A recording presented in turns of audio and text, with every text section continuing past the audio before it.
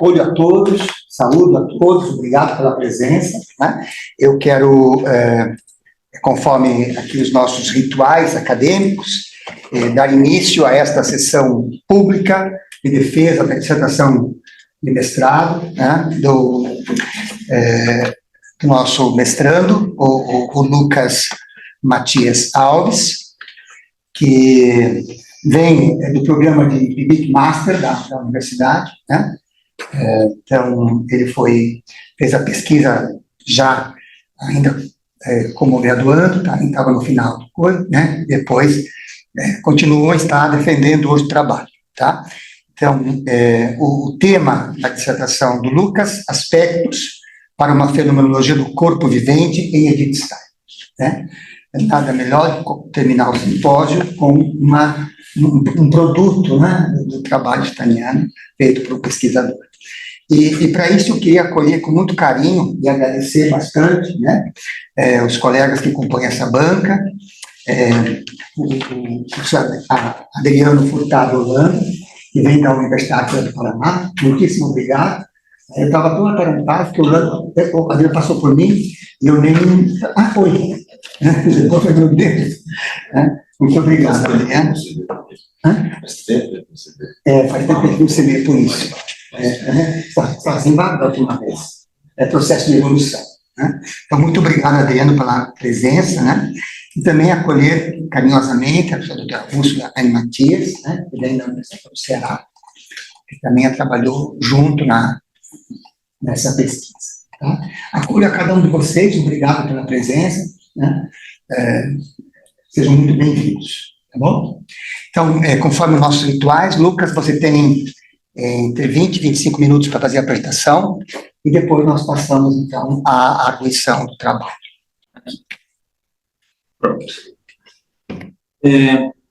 Então, agradeço cordialmente aos professores componentes da banca, meu orientador, professor Dr. Boto Vale, minha orientadora, professora doutora Úrsula Anne Matias e professor Adriano Furtado Holanda. Agradeço-vos por este momento juntos e pela dedicação a ler e meditar no meu trabalho. Também agradeço com profundo vínculo de amor pela presença dos demais membros dessa comunidade científica e fraternal. Bem, vamos lá. O título da minha pesquisa é Aspectos para uma fenomenologia do corpo vivente, e vou me deter nesse título. Antes, gostaria de justificar a minha escolha da tradução de Leib por corpo vivente e Körper por corpo físico. Em português, usamos a palavra corpo para referir-nos tanto ao corpo físico quanto ao corpo vivente. Para Körper, que também pode ser traduzido como corpo empírico, corpo objetivo e massa, seguiremos a tradução por corpo físico, em consonância com a tradução das obras steinianas em espanhol, por expressar sua constituição externa e seu pertencimento ao reino da natureza material. Körper seria a transcrição da palavra latina corpus, que designa o corpo apenas como qualidade física. Já Leib pode ser traduzido como corpo vivo, corpo próprio, corpo animado, corpo vivenciado, carne, soma, corpo somático e sarx. As traduções italianas e russelianas para as línguas latinas, espanhol, português e italiano, costumam preferir corpo próprio. Na tradição francesa, Leib é traduzido por carne. Em inglês aparece como body, embodiment ou living body. A Lisbeth observa que a tradução de Leib por corpo próprio, como aparece na edição italiana de Ideias 1 por Filippini, remete, abre aspas, a uma consideração que pode ser definida como subjetiva, ou seja, é o ser humano que constata a presença de um corpo animado. Ao contrário, a tradução de corpo vivente indica uma observação objetiva, ou seja, a presença de uma dimensão psicofísica em alguns seres viventes.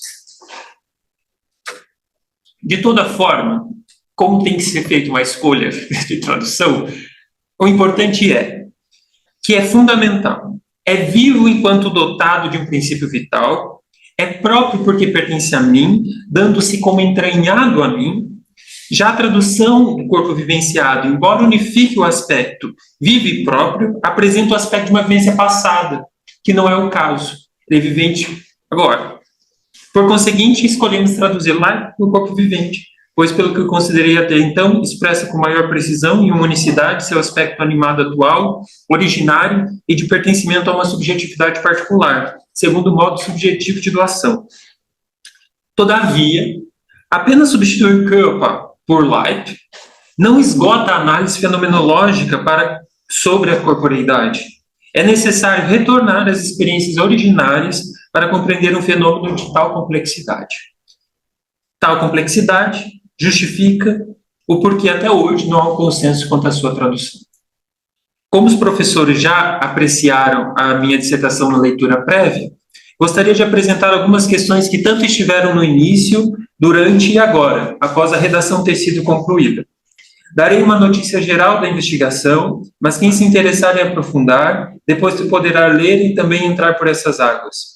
Sei que em um momento como esse, da banca de defesa pública, o que esperamos é encontrar alguém que saiba algo a nos oferecer, o que tenho dúvida se posso oferecer, além de perguntas. Eu vou levantar algumas perguntas, que nem sei se consigo respondê-las, mas se não consigo respondê-las, por que fazê-las? Pois foram as perguntas que costuraram os meus resultados. Considero a pesquisa como uma atividade extremamente séria, pois o pesquisador é responsável pelo que afirma e, depois de ter publicado, não tem como recolher o que fora dito. Nas ciências exatas, o erro é mais rastreável. Se o cálculo estiver errado, então a ponte não sustenta sua estrutura e cai. Nas ciências humanas, como fica isso?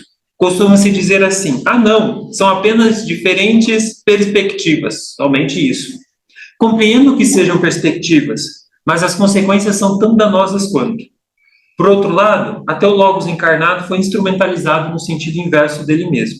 Então, se é do meu amadorismo filosófico ser principiante que ainda balbucia, deve ser também de não apenas repetir porque disseram arbitrariamente. Isso iria contra todo o rigor científico, e tudo isso sempre fica de fundo das minhas investigações. Mas o que significa investigar o pensamento de uma filósofa como Edith Stein? Seria apenas para repetir o que ela já disse? Ou se fosse para elucidar os pressupostos do pensamento dela, seria possível?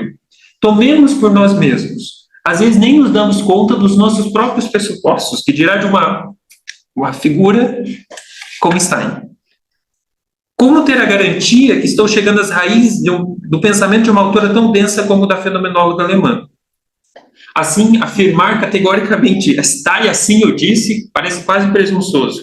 Por outro lado, sendo um mestrado, preciso destacar argumentações dos autores que, por sinal, não podem se defender além do que já registraram.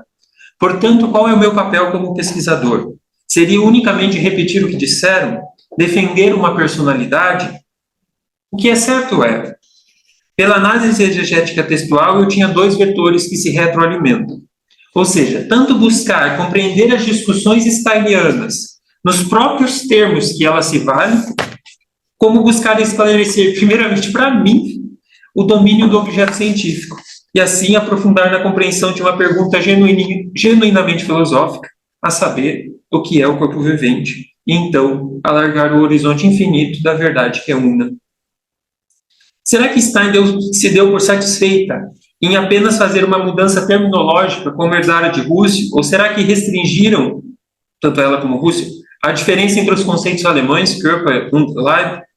O estado da arte apontava pouco material sobre o tema na Stein, em geral considerado tangencialmente, assim, muito superficialmente, e isso dificultava muito a pesquisa porque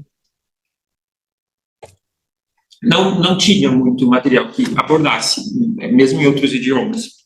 Será que Stein, enfim, ainda que alguns artigos, então, prometessem analisar os títulos e objetivos, está investigando em relação a uma outra temática, o corpo em relação ao psíquico, do ponto de vista puramente psíquico, o corpo na antropologia completa, num olhar mais amplo, ou coisas do tipo. Restava por ser feita uma investigação do corpo vivente como um objeto privilegiado, assim como nós debruçamos sobre outros objetos. Segundo ponto, como investigar o corpo vivente? O corpo vivente é um objeto central e transversal das ciências, como a biologia, a medicina, a física, a engenharia, a psicologia, a educação física, a matemática, a antropologia, as engenharias, as artes e, sobretudo, aqui, a fisiologia. o que destaca que esse objeto não se restringe às reflexões teóricas, mas torna-se problemática específica e concreta na praxis científica. Apesar de ser pressuposta por diversas posturas científicas, tais abordagens não podem esclarecer por si mesmas o que e o como da corporeidade. Ainda que a discussão surja pontualmente com algum destaque, em geral, costuma ser abordada sobre os instrumentais conceituais da medicina e da fisiologia, sem investigar o sentido próprio desses termos no plano filosófico. Portanto, embora não seja novidade que aspectos psicofísicos apareçam na história da filosofia, impõe-se a questão da validade de uma investigação dessa dimensão e, sobretudo, da adequação do método filosófico escolhido para tal tarefa. Mas o corpo vivente poderia ser um problema genuinamente filosófico? Contemporaneamente, quando é tratado na filosofia, muitas vezes é investigado com categorias da literatura poética e política, que tem seu valor, mas como ter garantia desses pressupostos? A problemática se expande quando pensamos em fazer uma investigação fenomenológica do corpo vivente, ainda mais que, no contexto atual e no de Stein também, por fenomenologia podemos entender tudo. E que fenomenologia? Qual fenomenologia dentre as fenomenologias? Valendo-se do método fenomenológico, surge uma dificuldade. Como analisar fenômenos cujos aspectos foram postos em suspensão, já que, abre aspas na palavra da própria Stein, todo o mundo circundante, tanto físico como psicológico, os corpos físicos, assim como as almas humanas e animais, incluindo a pessoa psicofísica do próprio investigador, estão sujeitos à exclusão ou redução, fecha aspas. Tanto em Stein quanto em Husserl segue-se que, embora suspenda o juízo sobre a existência efetiva do mundo, permanecemos com toda a experiência intacta do mundo enquanto fenômeno para a consciência, de modo que nada é perdido na investigação, segundo Mensagem.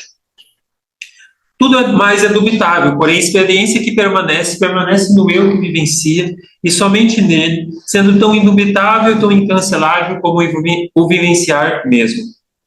Assim, para a análise do fenômeno, precisamos retroceder aos respectivos modos de doação. Perguntamos, então, desde a esfera da consciência, como se constitui o meu corpo vivente. Desse modo, não havia escapatória, era ir para o texto da Stein. Com tudo que isso significa, com vocabulários, idiomas, investimento de tempo, todavia, teria Stein algo a contribuir sobre o corpo vivente? Ela falou que será algo sobre isso? E encontrei, por desesperador, encontrei não somente uma filósofa que refletiu sistematicamente sobre o assunto, como a temática era hermética e perpassava todas as suas obras, praticamente. Assim. Então, não tinha um único texto que eu não encontrasse a temática sendo abordada, direta ou indiretamente. Mas por onde começar, então? Né? Então, eu fiz um recorte científico, claro. Para compreender o percurso existencial e filosófico, foram fundamentais os textos Esga 1, as cartas Esga 2, 3 e 4. Das obras steinianas sobre o problema filosófico, o recorte científico concentrou-se em 3 principais textos, Esga 5, Esga 6 e Esga 8, a saber, problema da empatia, contribuições e introdução à filosofia, que também foi central para esse texto.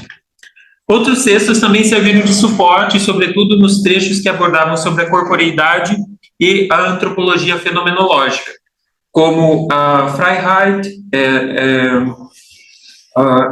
Potência e Ato, Esga 10, Esga 9, Esga 11 e 12, nas partes que falava sobre a questão da corporeidade, ser finito, e a mulher, e principalmente das obras maduras, Aufbau, Esga 14. Além dos textos secundários, como Husserl, Conrad Marx, Fenda, Tomás de Aquino, Reinach, e dos textos husserlianos, os 2 principais, Ideias 1 e 2. Bem, eu vou eu escrevi muita coisa, então eu vou pular umas, porque não cabe. Aqui está a estrutura do meu primeiro capítulo. Eu fiz um resumo de cada tópico, mas então eu não vou ler, eu vou apenas apontar.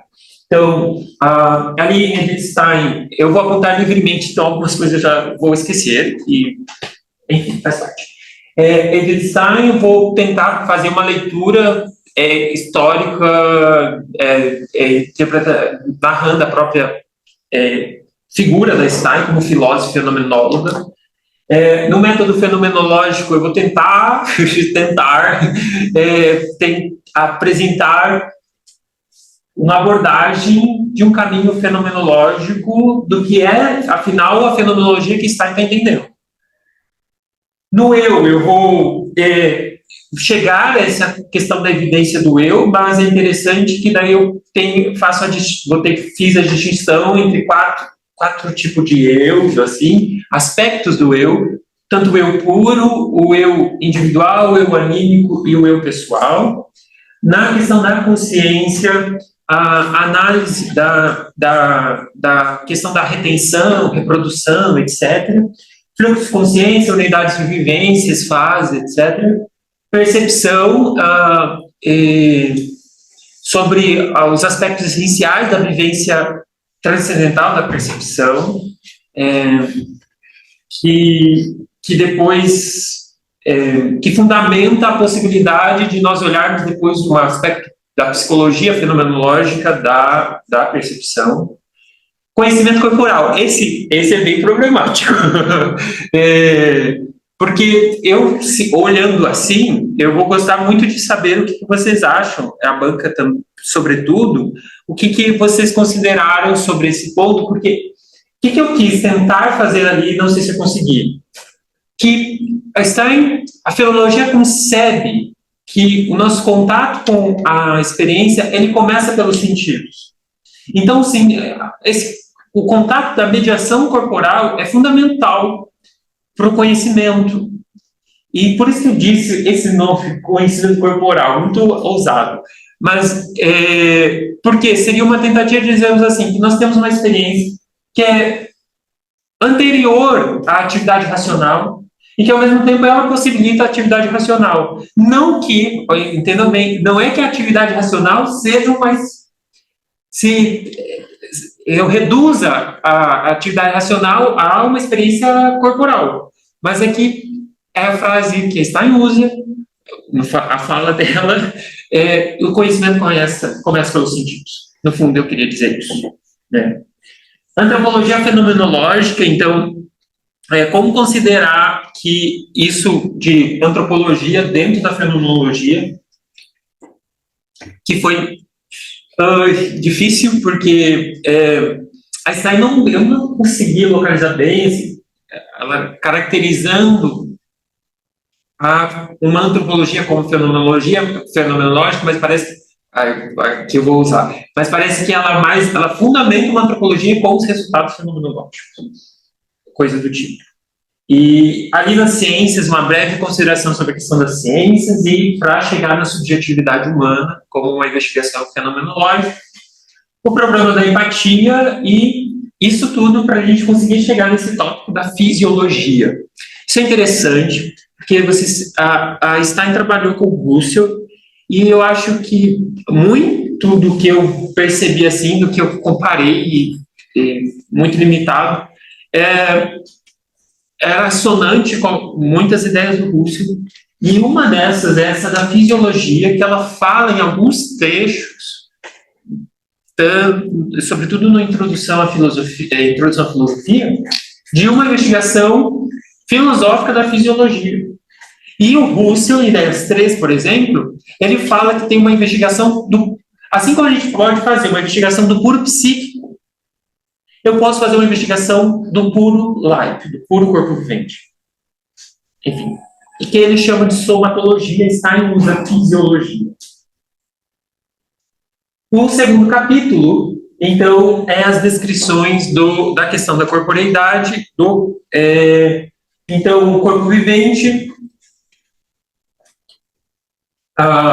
a questão do ponto zero de orientação, organismo vivo. No organismo vivo, também não sei o que vocês vão considerar sobre isso, mas a leitura possível está em aplica o termo life para as plantas e para os animais. Só que qual é a questão? É que nós, aqui nesse trabalho, apesar de eu ter abordado o animal e a planta ali, a intenção era chegar no especificamente humano. É complicado porque o que é importante é a minha interpretação o importante é fixar na descrição, mas que o conceito não pode, o lado humano não é o mesmo lado da planta e não é o mesmo lado do animal. Porque tem um especificamente humano e não é um acréscimo de coisas. É porque ele marcadamente já é diferente. É isso. Movimento como órgão da vontade, figura. Aqui foi fundamental o texto do Auflau. Sensibilidade, alma, causalidade psicofísica, a expressividade. E aqui, isso já com o olhar para essa subjetividade psicofísica, especialmente a subjetividade psicofísica humana. E o fenômeno da expressividade, a questão do espírito e da intersubjetividade, o corpo da empatia. Né? Ok, vou voltar para o texto. Tem quantos mais minutos? 5 minutos, tá. Eu vou pular uma parte que eu também escrevi, que eu quero ler isso daqui, e tem uma coisa que eu acho que vale a pena nós conversarmos. Então, em síntese, por que é possível fazer síntese? Eu tenho dificuldade com síntese, eu confesso, porque às vezes síntese é uma coisa meio de diluir, né? Mas síntese aqui é igual fazer molho molho para mais com sabor denso. Síntese é tentar achar palavras que a coisa fique condensada. Não sei se eu consegui, era muito difícil, porque as palavras tinham muito significado, cada uma delas.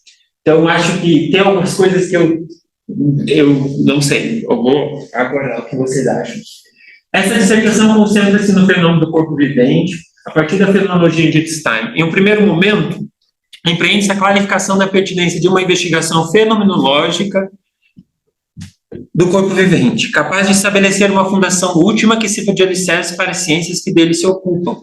Em seguida, examinam-se alguns aspectos das descrições fenomenológicas das vivências constitutivas do corpo vivente, a fim de evidenciar seus elementos essenciais e sua articulação com a estrutura da subjetividade psicofísica, particularmente a unidade da pessoa humana. O corpo vivente é compreendido como uma dimensão de vivências constituída sob diversas sínteses passivas e ativas, a partir das quais o eu se situa indissociavelmente em um aqui fundamental e capta as afecções recebidas em sua sensibilidade, que servem de momentos elétricos às apreensões intencionais. Embora esteja submetida à legalidade da natureza física enquanto organismo, sua força vital também se encontra sob a influência da causalidade psíquica e da motivação espiritual, pela qual se dispõe como expressão e instrumento da vontade. Agora eu vou voltar ao texto, porque aí eu concluo, professor Berta. Tornou-se um jargão na tradição fenomenológica a formulação de Merleau-Ponty, escrita no texto Fenomenologia da Percepção, que diz: eu sou o meu corpo vivente. Je suis mon corps. Gostaria de aproveitar esse momento para comentar arriscadamente, porque Stein não o conheceu, Stein não... Então, não estou dizendo da boca dela, mas vocês vão entender quando eu chegar numa frase dela. Ambos convergem quanto no reconhecimento da inseparabilidade entre o eu e o corpo vivente, bem como da habitação do eu no corpo vivente. Isso é interessante, essa coisa da habitação, o professor Miguel comentando no simpósio, né, sobre a habitação e o corpo como casa, e Einstein usa esse mesmo, o verbo wohnen, morar, habitar o corpo vivente. Assim, ambos recusando qualquer dualismo que promova a cisão radical entre corporeidade e subjetividade. Contudo, do ponto de vista fenomenológico, Stein insiste. Embora os laços que nos unem ao corpo vivente sejam indissolúveis, nas palavras dela, essa unidade não implica identidade entre o eu e o corpo vivente. Tanto o eu anímico como o eu pessoal preservam a distinção de ambos, apesar da vinculação essencial, estrutural. Chego na frase da Stein que, segundo ela, eu não sou o meu corpo vivente. Eu possuo e domino o meu corpo vivente. Posso dizer também, eu sou em meu corpo vivente. Ich bin in meinem Leibe. Isso é do texto da Aufbau. Em síntese, último parágrafo, agora eu prometo. Essa pesquisa não encerra a questão, mas abre apenas caminhos. A fenomenologia do corpo vivente em Edith Stein permanece aberta a novas investigações. Esses são, portanto, os resultados aqui alcançados e assim considerados até então, que devem, como os problemas genuinamente filosóficos, ser tematizados e uma vida, ou seja, sempre novamente. Obrigado. Ok, obrigado, Lucas, pela apresentação, né? Passamos agora, então, à audição. Você ouça, né? Anote e as observações faça ao final. Não interrompa os... Já ouço.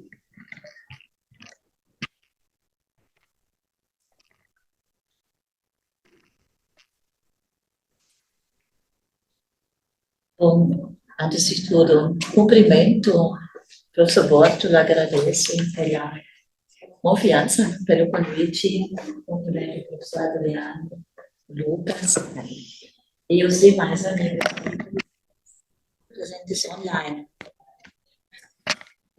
E, o que dizer dessa dissertação de mestrado de mais de 200 páginas, com um grande número de notas explicativas, abreviações. Eu acredito que se tivesse escrito tudo, facilmente seria mais de 250 ou mais páginas.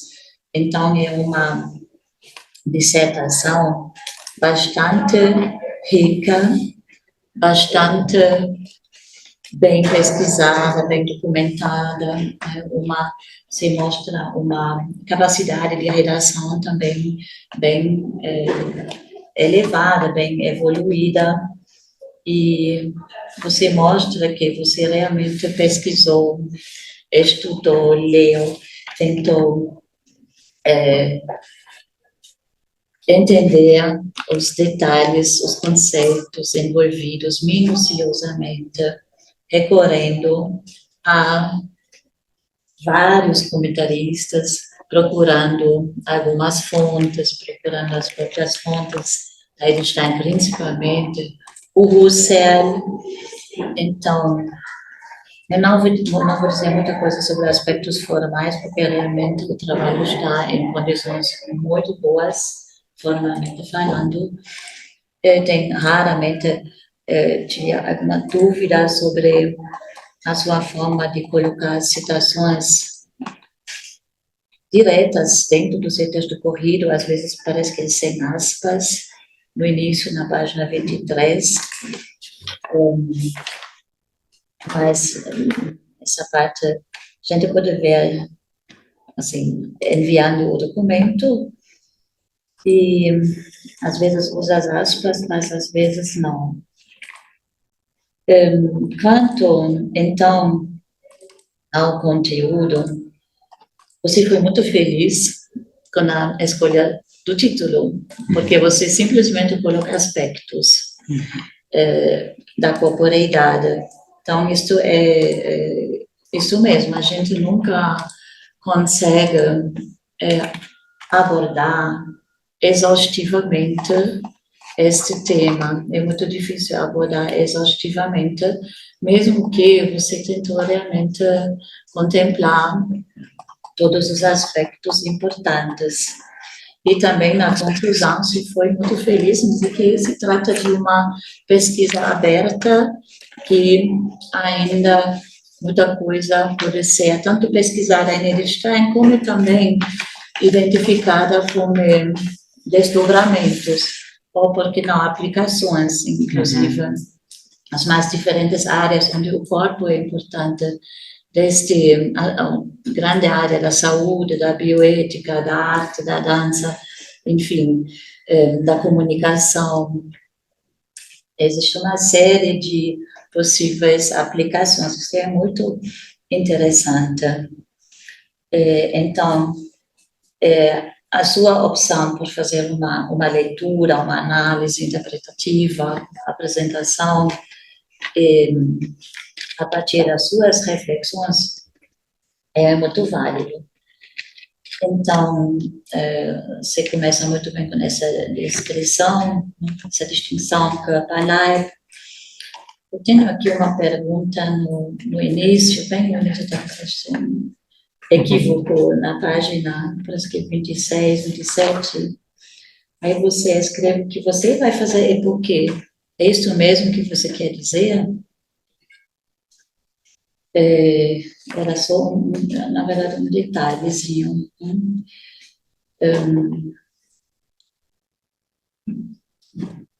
Acho que 26. 27 você já encontrou, né? Então,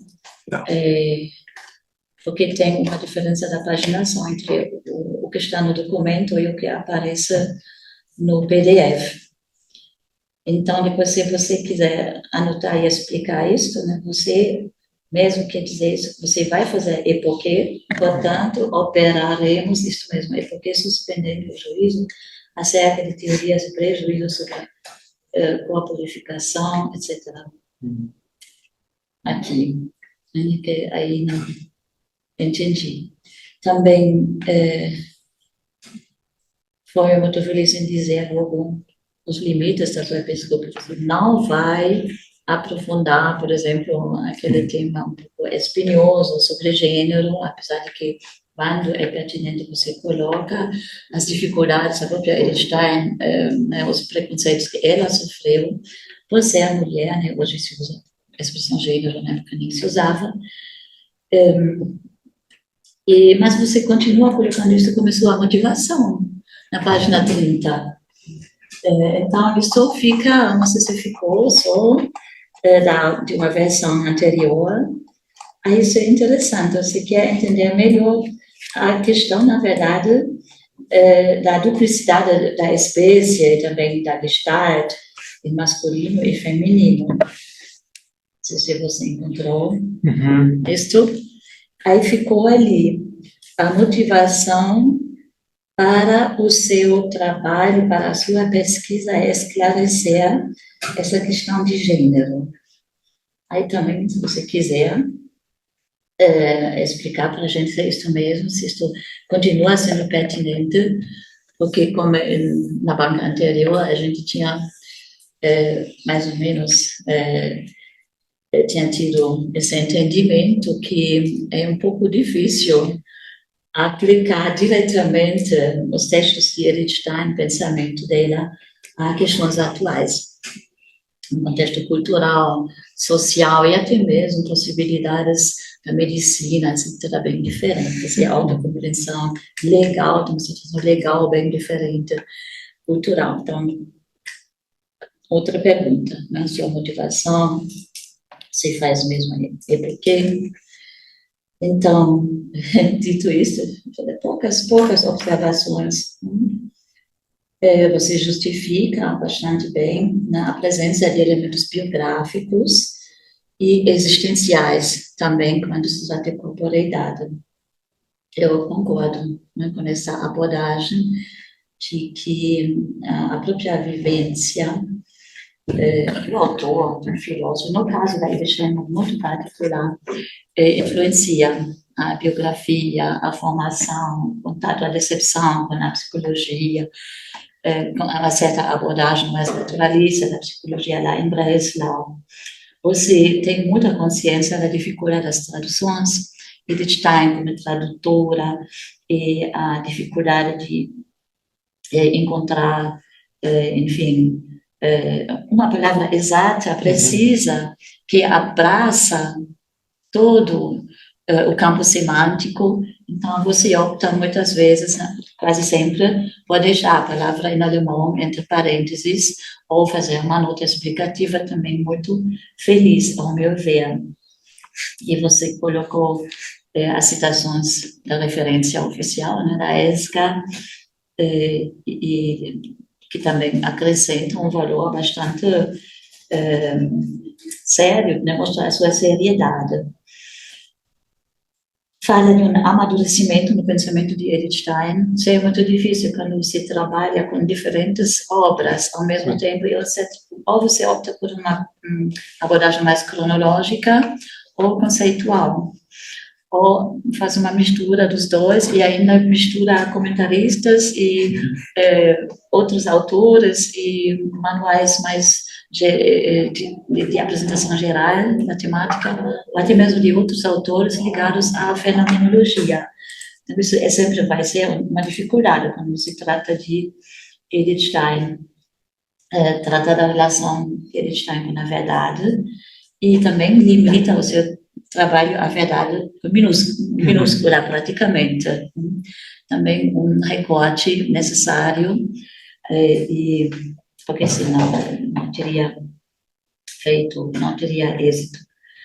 Se faz referências a cartas, a obras menos óbvias também, né, pequenos ensaios sobre Wahrheit und Kleidung, verdade e clareza, e notas complementares. As suas notas são outro texto, são outra obra, para poder ser lida.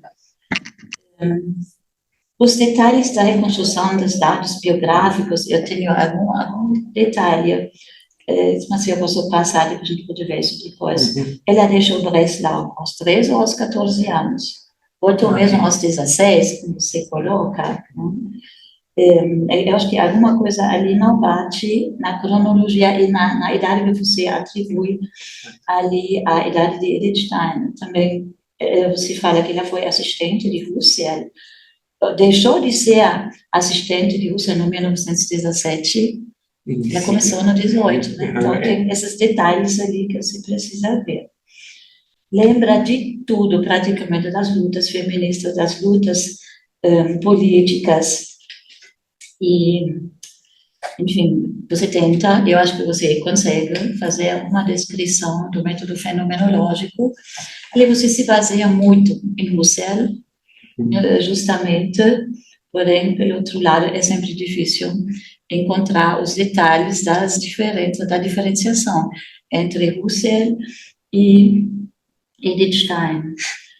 Por exemplo, às vezes você escreve alguma coisa e depois ou você repete ou retoma, mas isso sempre acontece, ou até mesmo, não digo que se contradiz, mas explica melhor, talvez.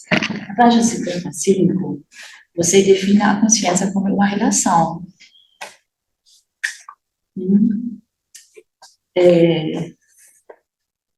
Aí eu me pergunto, não teria outra... Depois você até, né, aprofundar de outra forma, é uma relação apenas, ou como você define a consciência, depois de tudo, né? Uma potência, uma faculdade, uma atuação, mas uma relação com, enfim, o mundo, você precisa ver isto. Também eu diria essa questão da empatia. Vamos ver, você tem uma proposta em 2 capítulos. E no primeiro capítulo, por exemplo, você chega lá no final a obra sobre empatia, e no final da sua tese, da sua dissertação, você termina com a intersubjetividade, não menciona mais a empatia do ponto de vista da importância da corporeidade. Talvez com medo de se repetir, ou repetir um título de um item, né? Mas isso é próprio muito importante. Claro que há se fala da empatia no ponto sobre intersubjetividade, mas acredito que no final merece um destaque maior, inclusive até desmembrando ou destacando e desenvolvendo empatia e corporeidade. Então, você enfrenta, né, considera numerosas linhas de pesquisa, e mostra numerosas áreas do saber que poderiam se beneficiar desta contribuição de Edelstein, porque não da sua. Então, como é importante tratar essa corporeidade para superar visões reducionistas, que algumas afloraram neste simpósio também, biológicas, principalmente fisiológicas, mas também até mesmo reduções que derivam de uma forma ou de outra do dualismo cartesiano. E hoje, nos debates sobre a relação mente-corpo, ou a fundamentação do pensamento ou da mente sobre a dimensão neurológica, etc., Edelstein tem uma grande contribuição e, com certeza, você identifica isto. Outro lado, né, que a gente assistiu hoje é a idolatria do corpo. Então, lendo o seu trabalho, fica muito claro, né, que o assim chamado aperfeiçoamento, a perfeição do corpo que se busca tanto, de fora para dentro, muitas vezes, por meio de alguma intervenção, ou até mesmo uma mudança no modelamento material, cirúrgico, farmacológico, né? A gente sabe, né? A cultura das academias, tudo isso. Será que, quando não é vivenciado na dimensão do corpo vivido, do corpo próprio, do Leib, pode alienar, e de fato está alienando e contribuindo para a infelicidade, na verdade, né, das pessoas. Então, o corpo como instrumento de comunicação também se poderia ter abordado um pouco mais, né, essa intersubjetividade e na dimensão da comunicação. Mas você colocou já muito a dimensão da poluição, a dimensão do meio ambiente. Então, tudo isso é bem... são áreas que cada uma poderia dar origem a outras pesquisas.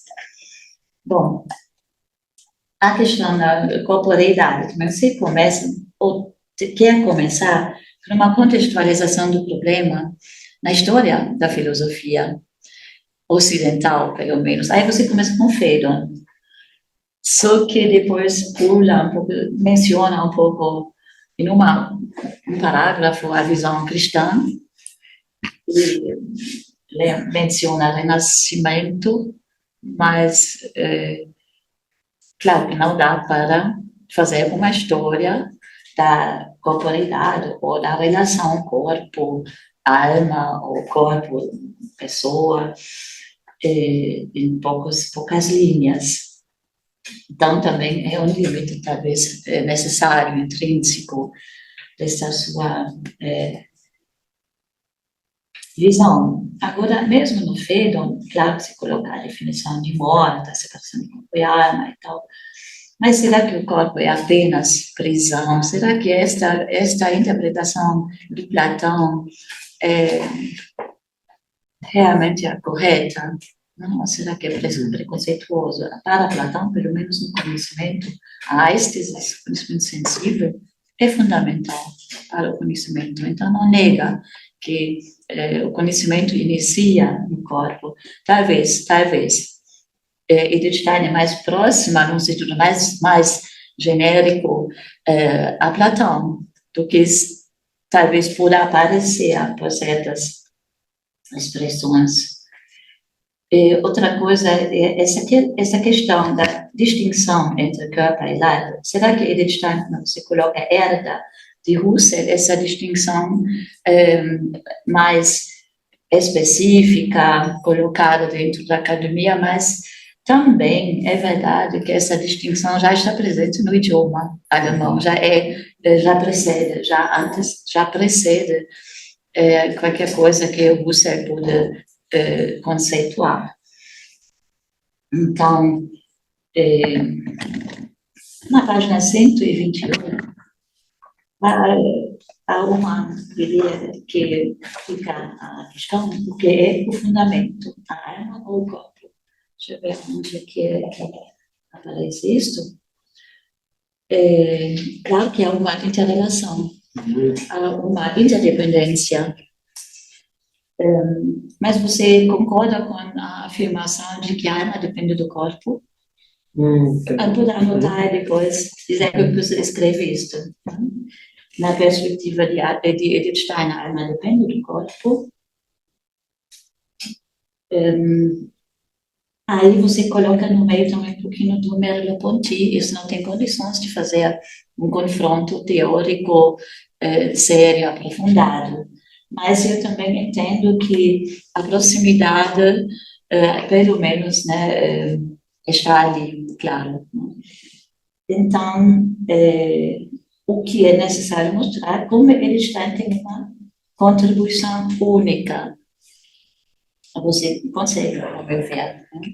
Mas falta uma análise muito minuciosa e bem elaborada de confronto entre as duas posições. Não dá para fazer tudo em uma dissertação, mas uma nota. Aí na página 126 você coloca que o eu pessoal flutua. Eu achei um pouco estranho, você encontrou esta expressão em Edith Stein, que o eu flutua, ela se move, né? Eu lembro dessa expressão se move.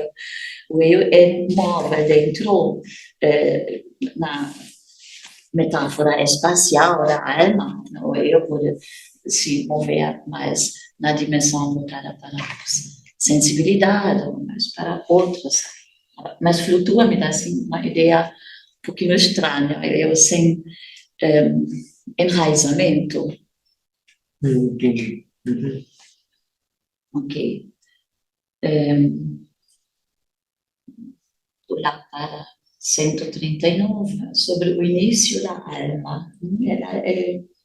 Ela diz que a alma espiritual existe desde o início, mesmo se ela não consegue, desde o início da vida humana, então, mesmo se ela não consegue manifestar as suas, por meio de alguma atividade. Então, se deixa um pouco aberto e não se sabe quando. Isso ele já não diz, isso é uma ideia quando começa a presença da alma. Ela simplesmente diz que ela está presente desde o início do corpo. Se coloca, não é possível determinar quando a alma começa a existir. Isso é uma ideia que foi discutida na Idade Média, mas aqui, etc. Porém, Edith Stein, ela é mais precisa quanto ao início da existência da alma espiritual. Mas você poderia repetir a página que a senhora comentou que eu... Esta, aqui anotei a página 139. Ah, tá. 139, sobre o início da alma. Ok. Bom, resumindo, né, tantas outras assuntos, causalidade psíquica ou psicofísica, você toca no assunto, mas também não consegue desenvolver por completo a dimensão da causalidade psicofísica. Por exemplo, o tema da motivação é uma dissertação à parte também. A dupla causalidade, a possibilidade de alcançar forças por meio de diferentes áreas. Então, traz com muita riqueza de detalhes, você descreve a expressividade, gostei muito desse ponto, e também desenvolver um pouquinho a dimensão do espírito, porque onde há life, onde há essa corporeidade, o corpo vivido, há sempre a dimensão do espírito. também numa perspectiva mais ampla, você menciona a ascese, menciona a estrutura vertical e a necessidade de organizar, né, esta relação que o eu, que a pessoa tem com o próprio corpo, com a própria vida corpórea. Você poderia desenvolver também um pouco mais essa dimensão da ascese, né, da necessidade da ascese, mas é uma opção sua de se limitar estritamente à dimensão filosófica. As obras, né, se não entra na ciência da cruz, por exemplo, tanto assim, mas mesmo do ponto de vista filosófico, puramente filosófico, a questão de se conduzir conscientemente, livremente no próprio corpo, o conceito de ascese entra ali, não só numa perspectiva religiosa. Então, no último ponto que você termina sobre a intersubjetividade,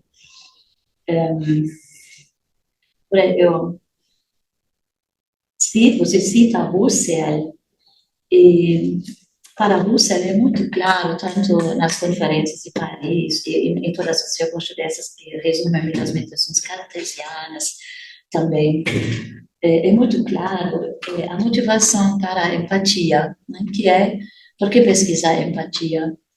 Porque existe um perigo de solipsismo no método fenomenológico e é necessário acessar a consciência do outro para garantir a objetividade. Você poderia ter colocado isto, porque pesquisar de um ponto de vista puramente de uma segurança de garantir a objetividade do conhecimento mesmo. Não é, a princípio, uma motivação filantrópica, por exemplo. Então, isso fica explícito nas conferências de Paris. A objetividade do conhecimento, para isso é necessária a intersubjetividade. Para que a intersubjetividade possa funcionar, é necessária a empatia. E ela é vinculada, ela é transmitida, ela se atualiza por meio da corporeidade, por meio da atenção, do olhar, etc., do tom da voz, da mímica, enfim, de tantas coisas. Ok. E nessa última parte, você foge, ao meu ver, foge um pouco da Edith Stein, você cita mais Husserl e Alice Bello. Ali no final, é uma leitura meio que indireta da Edith Stein, esse último ponto de intersubjetividade. Mas o resto, eu já falei muitas coisas, pequenas coisas, porque você quer abraçar muitos autores, de comentaristas, interlocutores, muitas obras de Edith Stein, para dar conta do seu tema. Então, isso torna a sua dissertação muito rica, muito ampla, acredito também bastante robusta, do ponto de vista, né, do conteúdo, da sua forma de manusear, conteúdo de apresentar. Porém, tem esse perigo de ser um pouco dispersivo. Acredito que foi um trabalho grande de colocar uma linha, uma ordem. Mas, no final das contas, eu fico muito feliz com a sua pesquisa, independente dessas pequenas observações que você, se quiser, você responda, mas é uma obra, no meu entender, que vai muito além de uma dissertação de mestrado. Poderia, no meu ver, praticamente quase já passar por uma via de intermédio entre mestrado e doutorado. Já poderia facilmente ser desenvolvida a tema de doutorado, a nível de doutorado. Então, eu fico muito feliz. Você cutuca, você provoca, você se coloca também, isso é um sinal de maturidade, se coloca, se posiciona, e vocês dois estão de parabéns. Ok, obrigado, professora Úrsula, né? Uma leitura muito pontual, muito minuciosa, obrigado. Percorreu assim, o horizonte da própria dissertação do Lucas, né? Lucas, objetivamente, responda às questões da professora. Sabe por que objetivamente, né? Ela acabou de falar que tem 206 páginas. Obrigado. Eu gostaria de agradecer a professora Úrsula e conjuntamente ao professor Bortolo.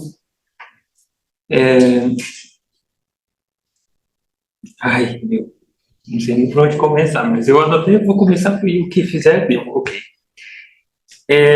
Eu acolho as suas sugestões, elas foram bem significativas e concordo com elas. Ali, eu acho que eu realmente não deveria ter dito que operaremos Epoqué. Não deveria ter dito, e eu acho que eu preciso retirar isso. Mas o que eu tentei, eu acho que eu posso reescrever isso da seguinte forma: eu não vou fazer uma análise histórica das visões de corpo vivente. Eu acho que era essa o que eu posso reescrever. Esse parágrafo final que está na introdução, ele realmente, ele também não é essencial, ele não é fundamental, e ele pode ser também removido, que é o parágrafo onde eu estou dizendo que a minha motivação é para um dia chegar a investigar a questão de gênero. Só que o que eu quis colocar ali? Na banca de qualificação, me deram a seguinte inspiração. O professor Márcio Fernandes, professor Dr. Márcio Fernandes, me deu uma luz. Ele disse assim: seria interessante você colocar qual que é a motivação do seu processo filosófico, o que um dia você almeja. E no fundo eu quis tentar dizer que um dia eu almejo isso. Eu posso mas não é porque eu iria trabalhar. Então eu acho que sim, é como se está na introdução, a pessoa lê, parece que eu vou trabalhar aquilo, mas nem dá para usar, né? Concordo também sobre a questão da abordagem das obras da Stein. Isso como fazer? Porque eu não sabia se eu pegava transversalmente, tentando localizar o conceito e trazer contribuições para construir um negócio, essa ideia do conceito, ou se eu localizava, bem, tal obra ela compreende assim, discorria por obras. Realmente, e aí eu acho que eu escolhi mais uma abordagem mais orgânica, assim, e eu acho que isso perde um pouco a precisão que algum outro trabalho mais técnico poderia fazer, assim, olha, em Introdução à Filosofia ela diz isso, mas isso daqui não está o mesmo que está em Causalidade Psíquica, isso daqui não está o mesmo Fatia, isso daqui não está. Então isso pode, sem dúvida, atualizar. Bem, sobre a questão dos dados biográficos, depois dessas aí, a gente pode rever, erros também. Sobre a questão da SESI, sim, eu achei interessante colocar, porque entra na questão da motivação, a SESI dentro do campo da motivação, e a SESI é no sentido bem amplo, não é no sentido que o termo, eu acho que eu posso escrever uma nota, porque depende do leitor que lê, vai ler a SESI como, sei lá, flagelação e sentido religioso, mas é no sentido, por exemplo, para eu estar aqui, a gente tem que ficar superando, às vezes, movimentos corporais que a gente queria estar fazendo, ou mal-estar, ou bem-estar, e isso também é SESI, nesse sentido de que eu domino o meu corpo, eu trago ele como um domínio. E isso dialoga, sim, com a visão histórica da questão do cárcere. A Stein comenta sobre a questão do cárcere, e ela mesma diz: isso não significa dizer que o corpo é um cárcere da alma. E eu acho que naquela pequena introdução do segundo capítulo, em que faço sobrevoo geral da história da filosofia sobre o tema do corpo, eu acho que eu já poderia trazer isso, em vez de, assim, deixar adiante.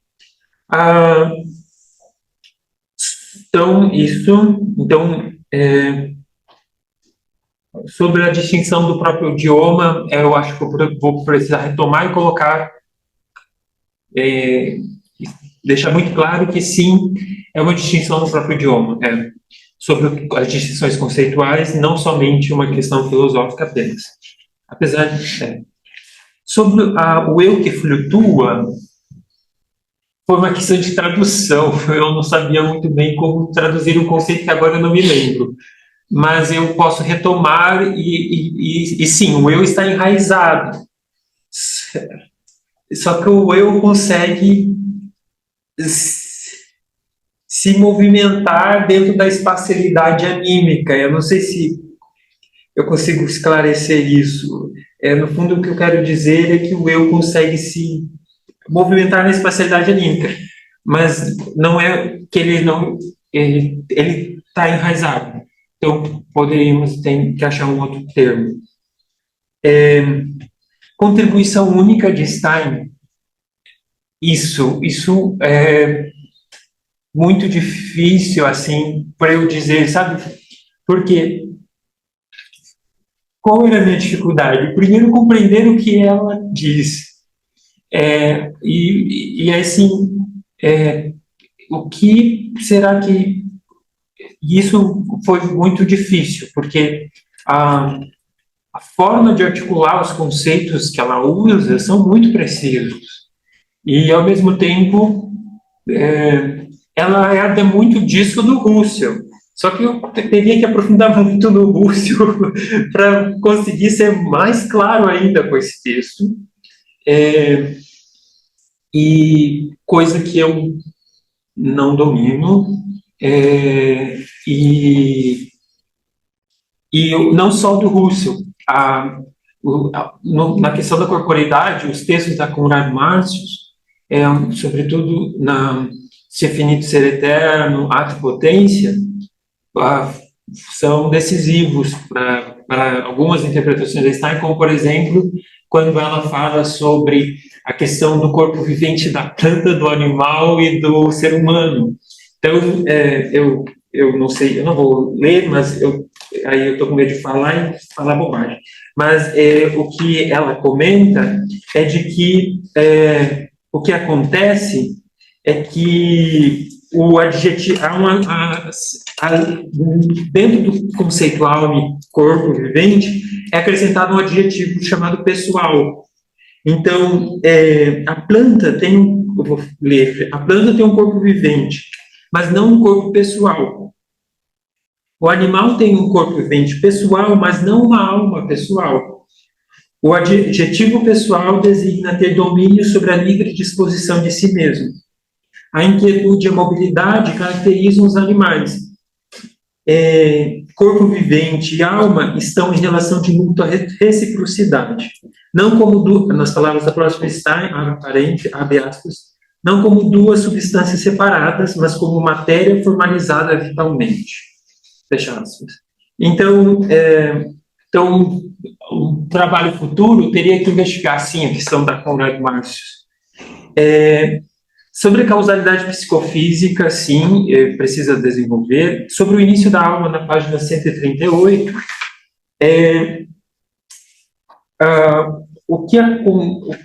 realmente, e sobre se a alma depende do corpo,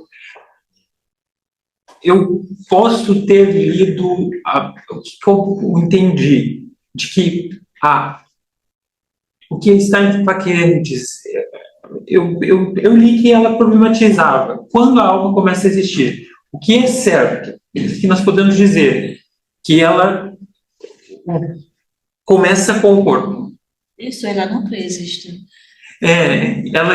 Assim, eu não consigo dizer que se ela começa anteriormente ou pré-existente na mente de alguém, poderia ser de Deus, mas o que é certo é que ela já é e alma dentro de um corpo. Sei lá, agora eu estou ficando impreciso. Sobre o perigo do solipsismo, a questão da motivação sobre o conhecimento, talvez eu poderia aprofundar naquele tópico conhecimento corporal, dizendo que parece que a interpretação dela é que tem que haver um mundo das coisas, se eles vão golpear os meus sentidos, para eu ter a primeira experiência, uma experiência anti-predicativa, eles precisam para existir. E aí o mundo objetivo, precisa ter um mundo para que me afete, para que chegue até mim. Então, essa é eu posso colocar isso, acho que naquele tópico conhecimento corporal. Acho que isso também vai esclarecer. Eu agradeço, obrigado. Não sei se também que faço. Só uma observação, no ser finito, ser eterno, ele deixa bem claro que a alma é fruto de um ato criador de Deus. Então, ela deixa de tanto até mesmo, né, as almas das flores, dos vegetais e dos animais. Então, ali ela deixa claro.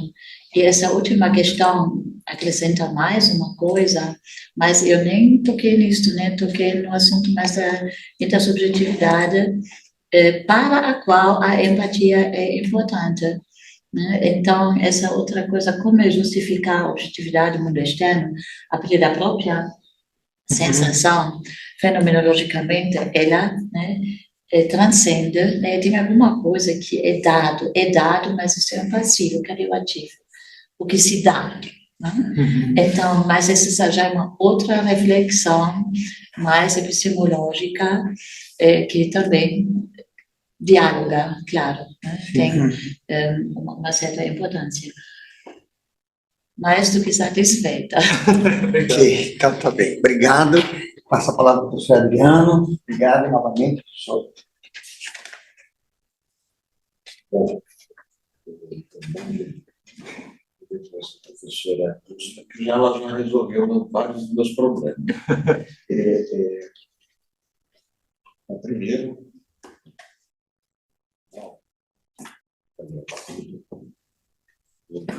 foi um prazer ter a oportunidade de trabalhar numa condição totalmente diferente da que você estava na qualificação. Enquanto a isso, você tem um avanço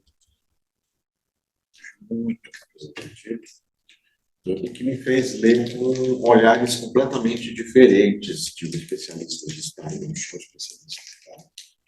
Até fiquei pensando assim, puxa vida, vou aproveitar esse texto de Lucas e vou falar para os alunos que têm dificuldade com Russell de ler Stein. Eu desisti. Completamente.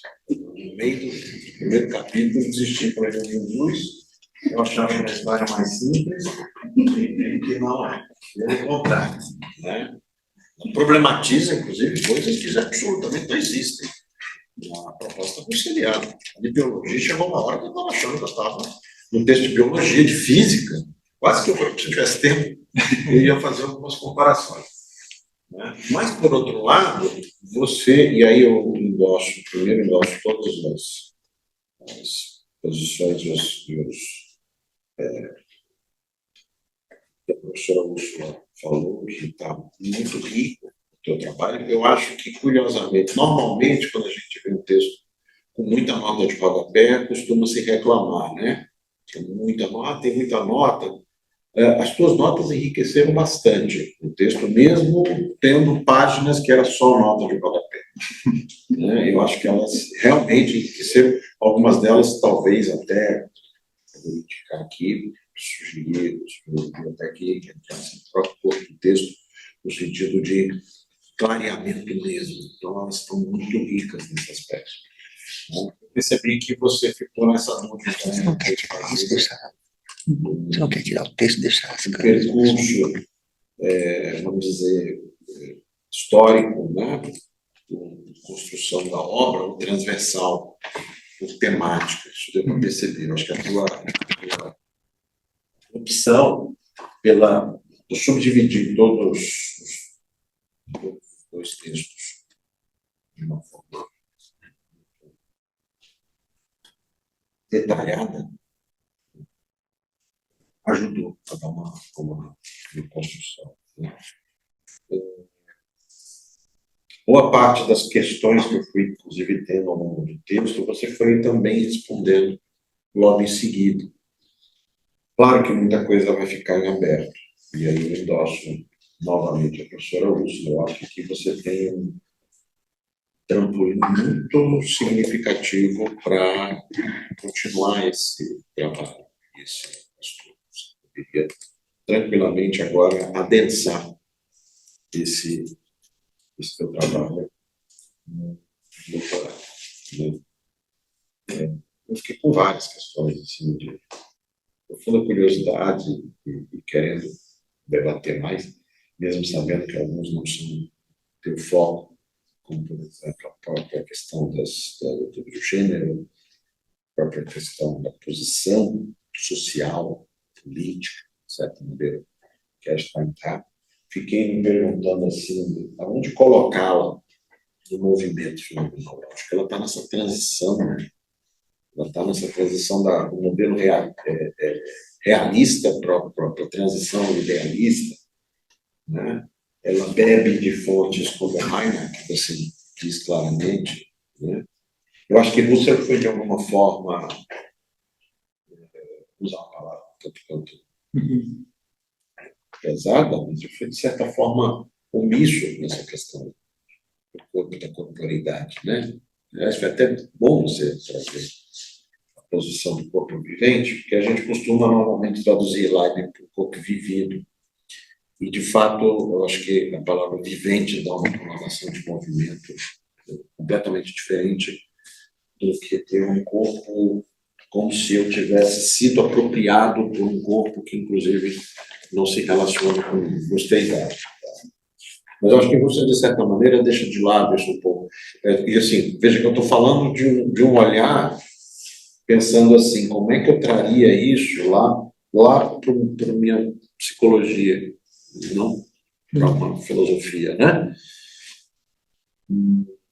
Que é um problema, né?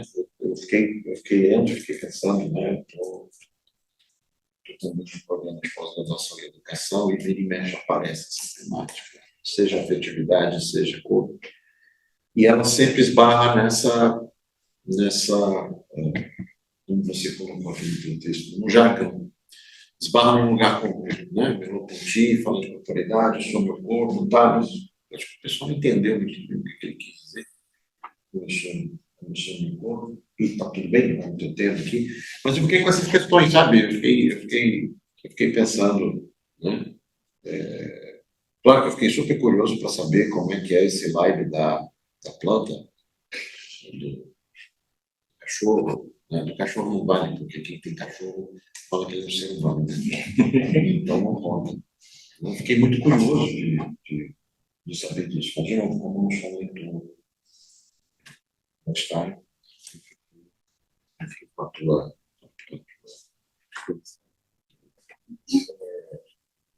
Então, assim, eu fiquei pensando que a forma como você construiu os dois textos, e a forma como você organizou, e aí me corrija se estou errado, pressupõe, então, uma certa unidade conceitual, que é um certo atravessamento de toda a obra da Stein. Foi essa a sensação. E essa é uma pergunta que eu te fazer. É isto mesmo? Porque quer queira, quer não, você subdividiu. E eu concordo com a professora Úrsula. A gente chega no final do curso com intersubjetividade, parece que fica faltando alguma coisa. Eu não sei muito bem o que, né? Provavelmente foi tempo. Né? Provavelmente foi a tal da comissão.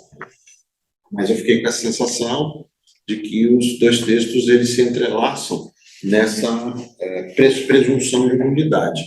Queria saber se é isso mesmo. E você fala, em outras palavras, é como se o tema da corporeidade, que é um tema muito complicado, um tema esquecido, um tema abolido, um tema alienado, e aí eu estou de novo falando como professor de psicologia, um tema absurdamente alienado na nossa formação. Né? O corpo não existe. O corpo paradoxo. Não, ele não existe. A palavra é essa. Né? E aí, como psicólogo, eu fico pensando, mas como que o corpo não existe? E aí eu fico pensando, para mim também o corpo não existe. O corpo foi algo a ser paulatinamente descoberto na contradição das minhas referências, das minhas pressuposições, que foram, evidentemente, constituídas num determinado período da história, e eventualmente muito impactado, né? E aí, de novo, eu fico pensando em certas narrativas, principalmente as narrativas mais religiosas, né?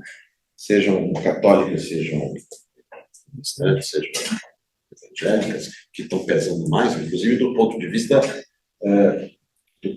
político. E aí eu fico, de novo, com essa coisa, mais uma vez, um tema necessário para a gente falar, né? Enfim, com reflexões soltas, né?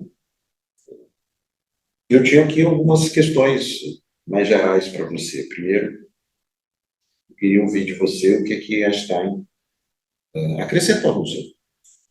Né? Ok, eu entendo perfeitamente, a gente vai para a tradição. Né? O corpo e Lúcio eu trabalhava lá nas conferências, eu trabalhava nas meditações.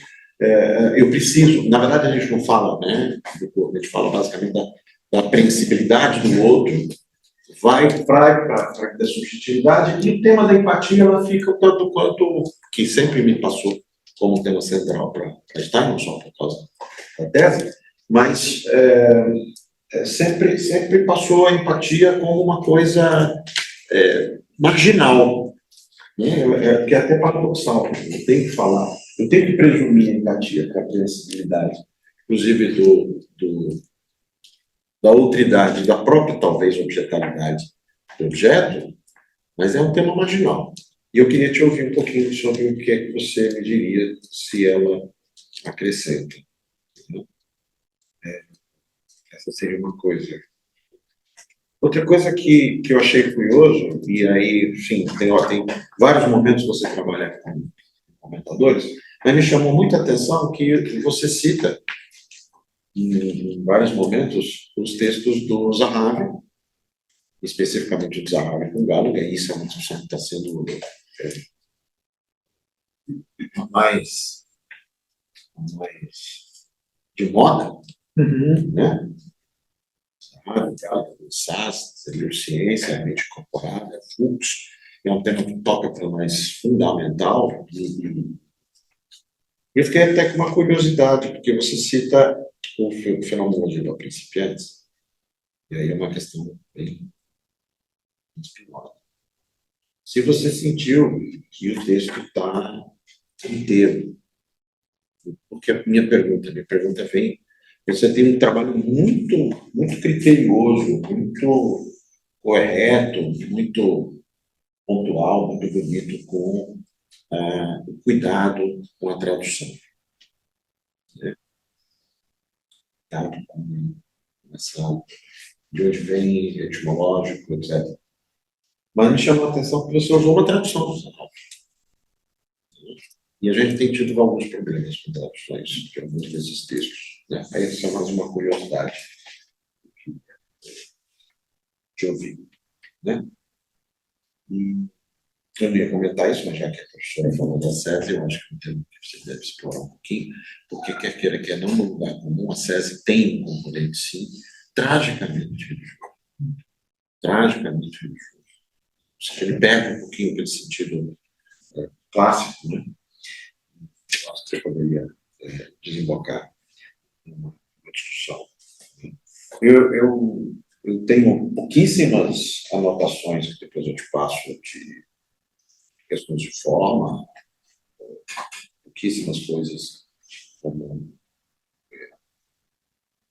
enfim, questões de frase que estão colocadas aqui. E eu queria só te ouvir com relação a isso, te parabenizar, porque realmente eu fiquei muitíssimo satisfeito o teu avanço, transição do primeiro texto para o segundo. É um texto ainda um tanto quanto duro, mas que eu fico com a expectativa de que você trabalhe de alguma forma e deixe a temática um pouco mais suave para nós não iniciados. E diz assim, está muito claro que você efetivamente mergulhou nos textos, você efetivamente se apropriou, e você efetivamente demonstrou toda a condição de um trabalho de qualidade. Esse aspecto, eu acho que concordo, professora, você tem aqui um grande trampolim para você pensar. Mas só isso. Muito obrigado. E grato. Professor Adriano, Lucas também, objetivamente. Ok. Obrigado, professor Adriano. Vocês sabem que eu também não sei como que eu fiz. Eu sinto que a banca de qualificação, com a presença do senhor, da professora Urso, do professor Gorto e do professor Padre Márcio Fernandes, foi fundamental para que, nas palavras do próprio professor Borto, eu focasse no pinheiro e não nos enfeites.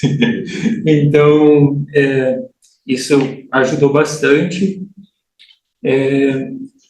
A divisão do texto, eu lembro que quando eu mandei para a banca, ela tinha 3 capítulos, creio eu, ou 4, coisa assim. 4.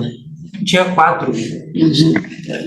Eu sou um megalomaníaco, sei lá. E eu vi que eu não ia dar conta.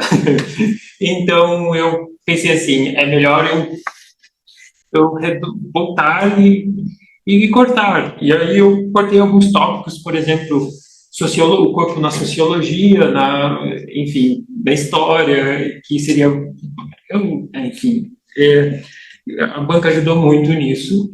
E aí eu dividi realmente em 2 partes, tentando focar com esses 2 títulos, fenomenologia e corporeidade. E quando, na banca, depois da banca, eu tive uma conversa com o professor Bortoli, ele teve uma fala muito importante de que, porque o título era, eu não sei, às vezes eu sou fora da casinha, era Fenomenologia do Corpo Vivente em Edextan. O título era bem fora da casinha, assim, para um projeto de mestrado, né? E aí o professor Bortoli disse assim, e se você colocasse aspectos?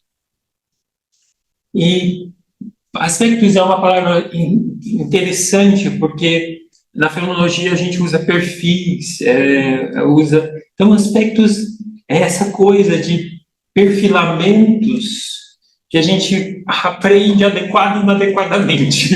Então, eu acho que o título se justifica um pouco de aspectos, porque não dá para esgotar o horizonte da coisa.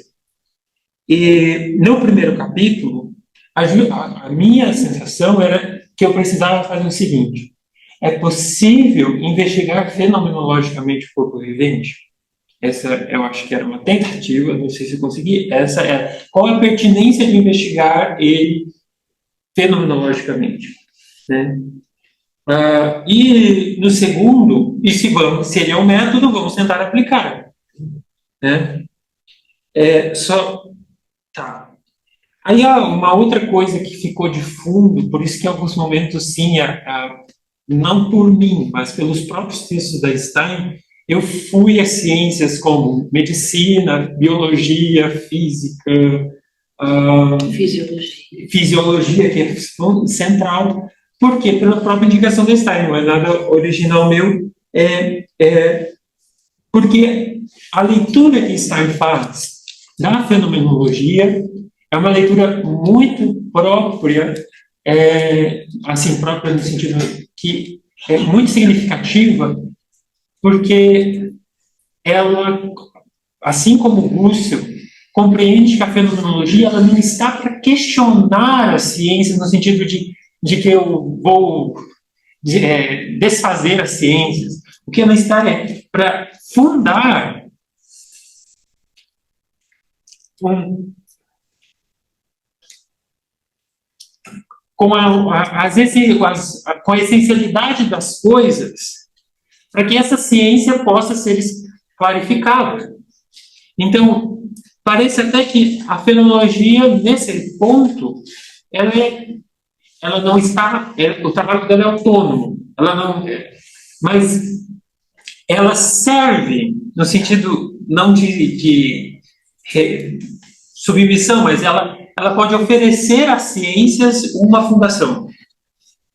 E eu acho que isso está presente em Stein, quando ela escreve o texto Contribuições para a Fundamentação, tarará, tarará, e eu coloquei um anexo que eu achei, assim, muito precioso, lógico, não sei, que é o da Savic, que a Savic faz uma pesquisa muito aprofundada, bem aprofundada, sobre a recomposição das redações de ideias 2 e 3, que Stein foi assistente de Russell nesse período da composição desses textos. Lógico, aqui eu estou tomando posição de uma coisa que eu não vi, porque eu não fui nos arquivos, eu peguei o que ela disse. Mas ela comenta em alguns momentos, inclusive de que, quando posteriormente Landgrebe foi fazer a reeditoração dos textos do Russell, que só foram publicados póstumamente, eles encontraram uma formatação, segundo a tese dela, eu estou dizendo o que ela disse, uma formatação que levava quase que o texto do Russell, que antes tinha uma pegada diferente, levava agora a compreender uma outra pegada, muito mais próxima do que a Stein estava pensando, do que propriamente do que o Russell estava pensando naquele período. E há uma pergunta, por que Russell não publicou Ideias 2 em vida? Assim, eu não vou problematizar isso, mas vou saber, já morreu, né? Mas de que parece que aqui abrimos campo para fazer um trabalho comparativo dos textos de Ideias 2, que é central a discussão sobre a questão do corpo vivente lá, e também Ideias 3 para a questão das ciências. Porque lá no Ideias 3, o Russell fala de uma somatologia. E isso não cita diretamente uma somatologia, ela fala uma fisiologia, uma investigação filosófica desse texto. Então, eu confesso que, então, da minha parte, eu acho que eu tentei tangenciar, eu não conseguia dizer assim, isso é original da Stein, isso é do Russell, eu não fiz isso. Algumas notas que acho que foram essas que foram mais extensas, uma é o problema da Constituição. A Stein tem uma carta em que eu fiquei tentando achar um fio condutor para interpretar uma fala dela que é muito significativa. Que quando ela diz que, em alguns momentos, em conversa com Russell, ela apresenta para ele uma heresia que ela achava e que ele interpretava que a empatia poderia prescindir da mediação corporal. Então, isso é difícil interpretar, porque existem... a gente pode dizer que existem... O pensamento do Russell também se desenvolve. E, então... Que período que ela escreveu isso, da carta, que foi, na época, muito próxima da tese, doutoral dela, e o período que o Russell está tentando fazer, que é a virada transcendental, que é o período que ela também está fazendo o doutorado, né? Então, já pós-publicação de ideias. Então, essa discussão sobre a contribuição da originalidade da Stein, eu tentei me esquivar com receio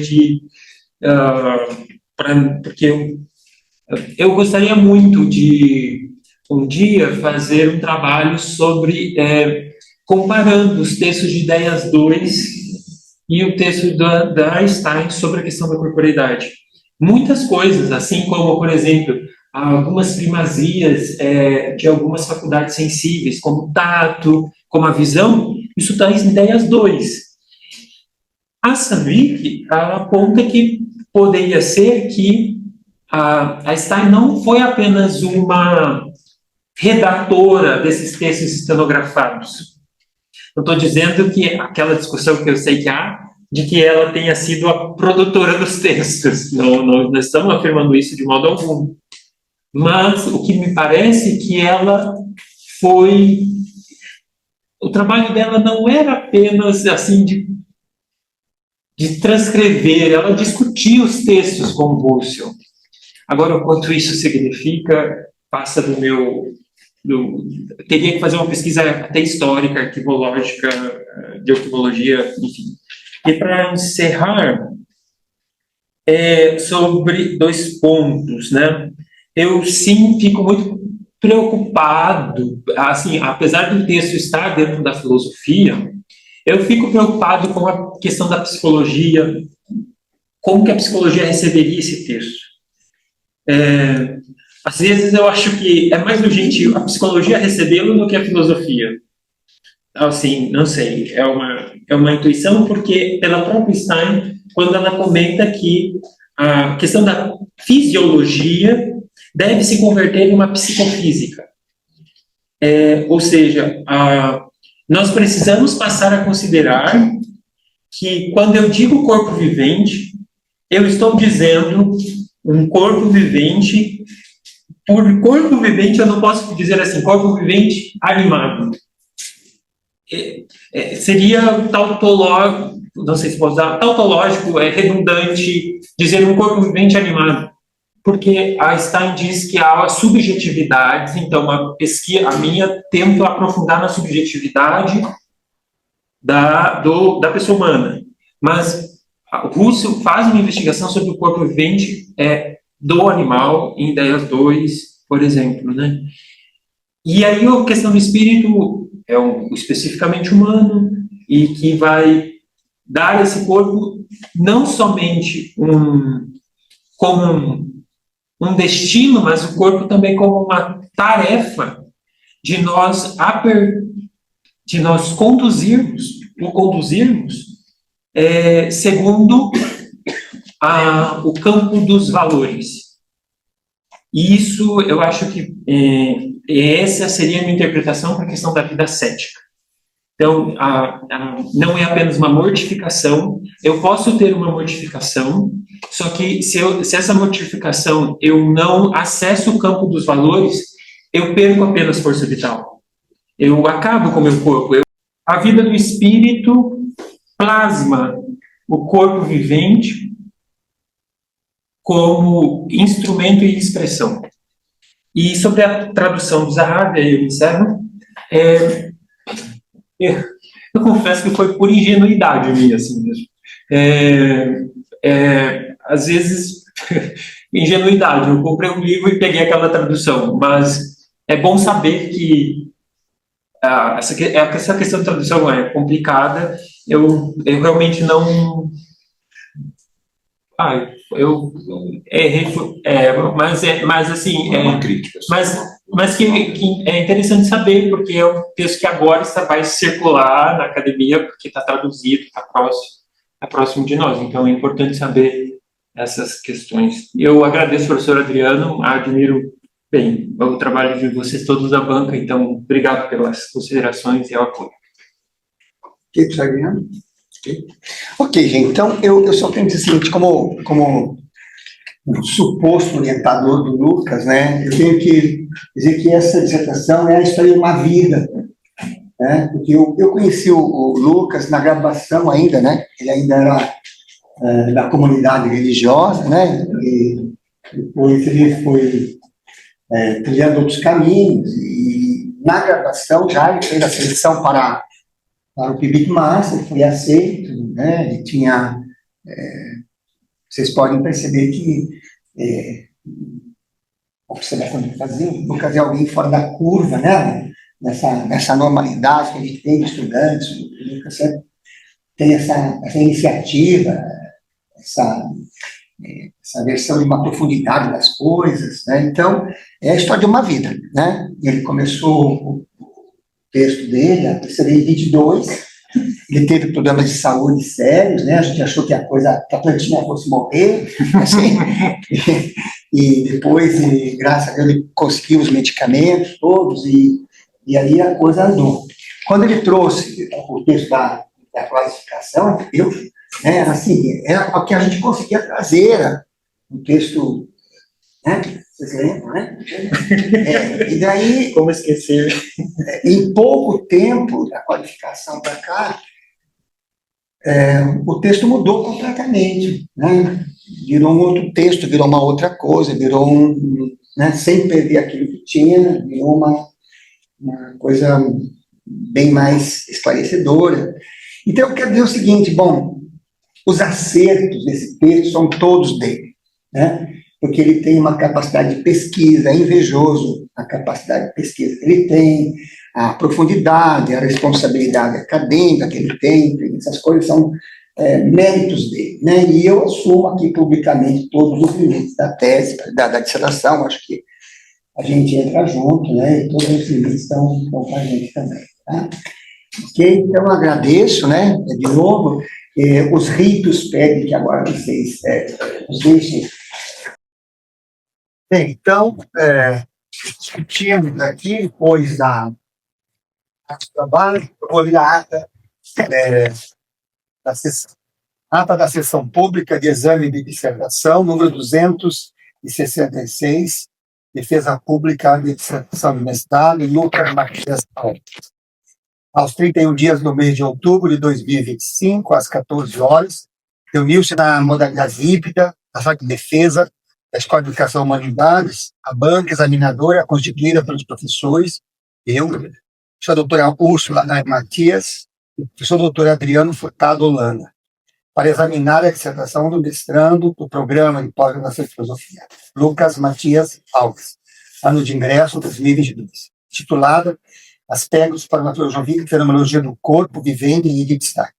Após a apresentação e defesa da dissertação, o mestrado foi aprovado pela banca examinadora. Proclamados os resultados, o presidente da banca, euzinho, ao poder que tenho, concedeu ao candidato o título de mestre em filosofia. A sessão encerrou-se às 16 horas. Os avaliadores participaram da defesa de forma híbrida e estão de acordo com os termos acima descritos. Para constar, lavrou-se a presente ata, que vai assinada pelos presidentes da banca e pela coordenação do programa. Então, Lucas, parabéns, você agora pode dormir mestre. Eu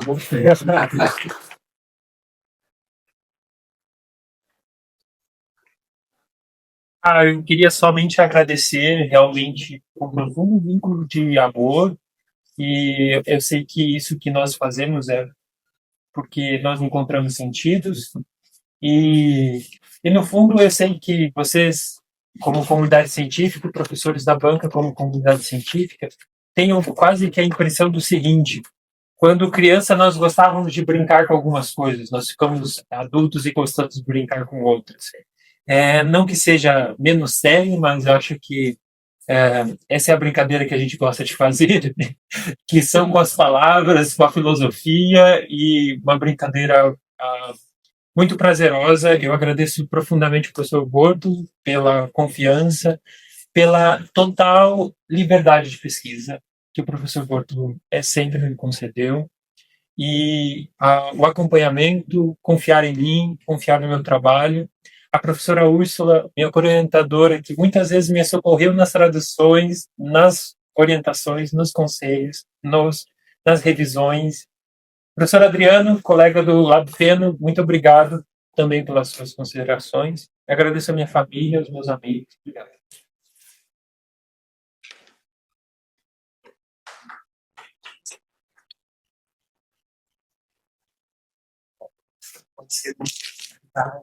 Obrigado.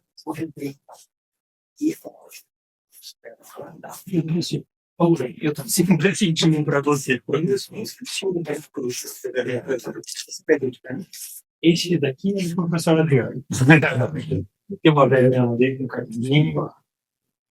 Este é Professora, isso cuidado. Não, para Esse é o professor. Assim, indica com. Muito obrigado. Então tá bem, gente. Agradeço a todos que estavam. Podemos tirar uma foto?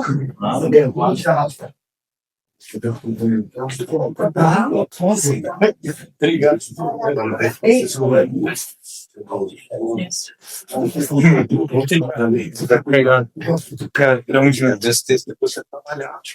Claro.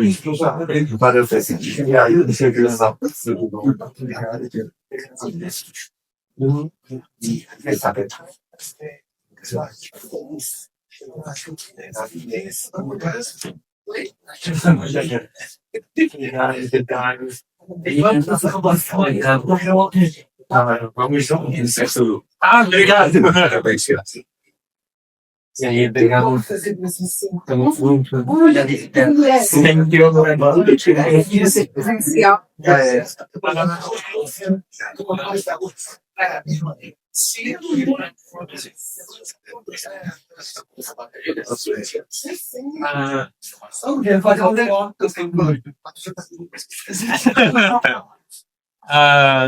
Pessoal, é isso. Cada vez não é. Anuzinha, oi, Soraya, Moisés, Caroline. Vamos bater uma foto. Quem tira a foto, então? Ah, eu posso? Eu tenho que saber.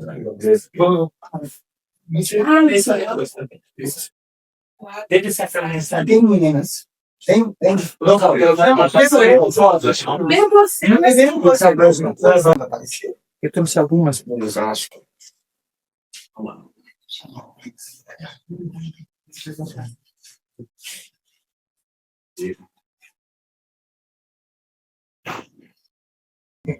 Aí está.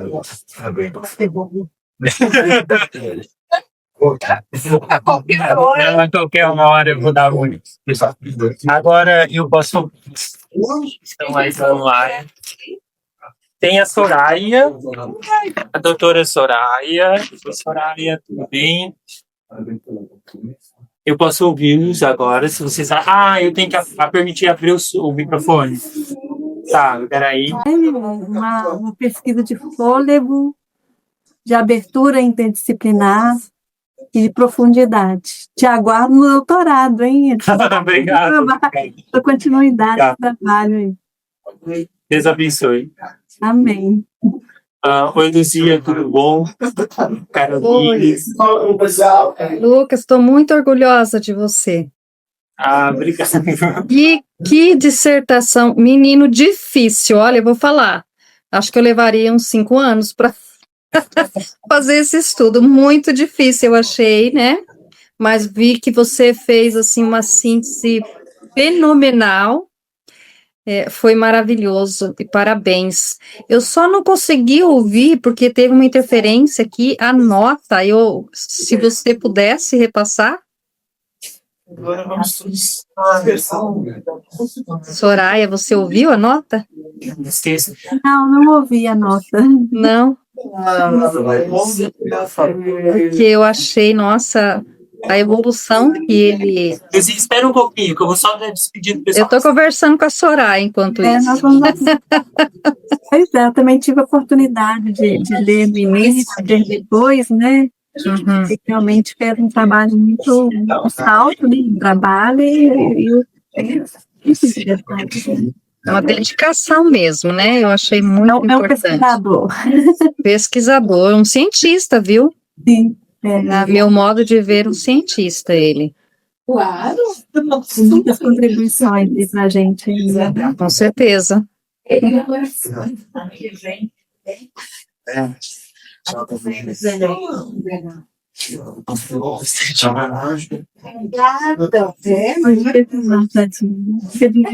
Ai. Sim, agora eu posso voltar. Lucas, pode dar atenção lá. Aqui, é muita alegria. Não posso dar atenção só para alguns, tem que ser para todos. Mas eu Thiago, por tudo. A gente não conseguiu ouvir a nota. Foi aprovado.